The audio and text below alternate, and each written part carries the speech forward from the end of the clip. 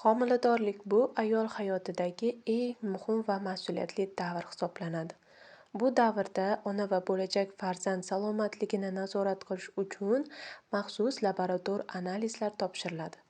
Sizlarga tushunarli bo'lishi uchun meditsina tilida emas, oddiy xalq tilida soddaroq qilib tushuntiraman.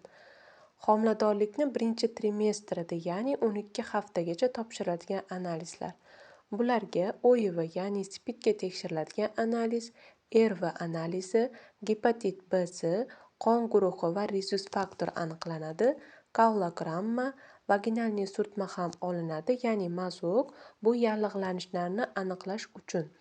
Qonni bioximik umumiy tahlili, ichida ALTSda ham tekshiriladi, umumiy qon va umumiy macha, ya'ni siydik analizlari.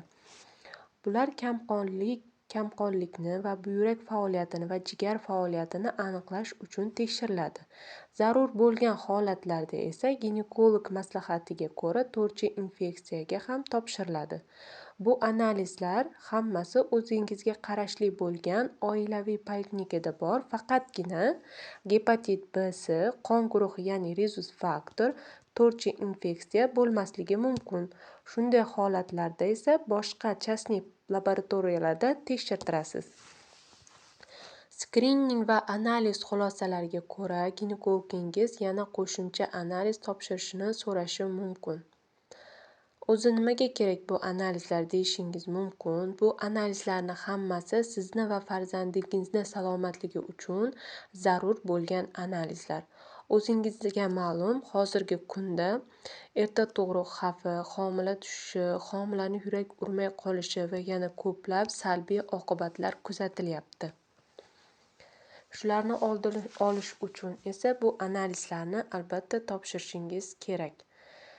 Men homiladorlik davrida topshiriladigan analizlar haqida mavzu tayyorlashimning asosiy sababi YouTube va Google'da, hattoki Instagramda ham aniq to'liq ma'lumot berilgan videoni ko'rmadim, qizlar. Hammasiga bir xil gap. Общий analiz kravi, общий analiz macha, kaulogramma, qonning bioximik analizi. Homiladorlik davrida OIV, RV, gepatit B-si tekshiruvining ahamiyati haqida hech kim gapirmagan. Hozir esa men sizlarga bu haqida qisqacha ma'lumot beraman. Bunday bo'lsa, boshladik qizlar. OIV, ya'ni odam immun tanqisligi virusi. Bu analiz nima uchun muhim? Chunki ona qonidan yo'ldosh orqali tug'ruq vaqtida va emizish paytida bolaga yuqishi mumkin. Agar bu virus aniqlansa, bola OIV bilan tug'ilishi mumkin. Bolaning immuniteti juda zaif bo'ladi. Erta yoshda og'ir infeksiyalar rivojlanadi. Agar OIV erta aniqlansa, maxsus antiretrovirus davolash boshlanadi. Tug'ruq usuli to'g'ri tanlanadi, bolaga yuqish xavfi esa 1-2% kamayadi. Shuning uchun OIV analizi homiladorlikning birinchi trimestrida va 3-trimestrda takror olinadi. Keyingi analizimiz RV, ya'ni sifilis analizi. Sifilis juda xavfli, lekin davolanadigan infeksiya hisoblanadi. Agar homilador ayolda sifilis bo'lsa, homilaga yo'ldosh orqali o'tadi. Homila ichida zararlanadi. Natijada homila tushishi, o'lik tug'ilishi, tug'ma nuqsonlar, kar-soqovlik, ko'rlik, asab tizimi zararlanishi mumkin. Agar sifilis erta bosqichda aniqlansa, oddiy antibiotiklar bilan davolanadi. Bola to'liq sog'lom tug'ilishi mumkin. Shu sababli RV analizi ham homiladorlikning birinchi trimestrida va 3-trimestrda qayta topshiriladi.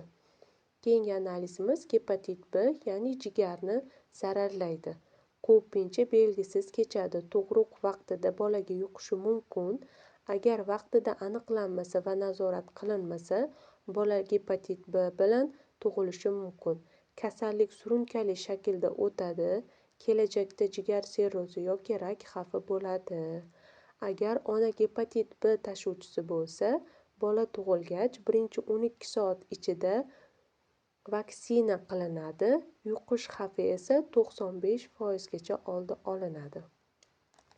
Keyingisi esa gepatit C. Asosan qon orqali yuqadi. Homiladorlikda davosi cheklangan bo'ladi. Yuqish xavfi 5-7%. Homiladorlik davomida qat'iy qat'iy nazorat va tug'ruqdan keyin to'liq davolanish rejalashtiriladi.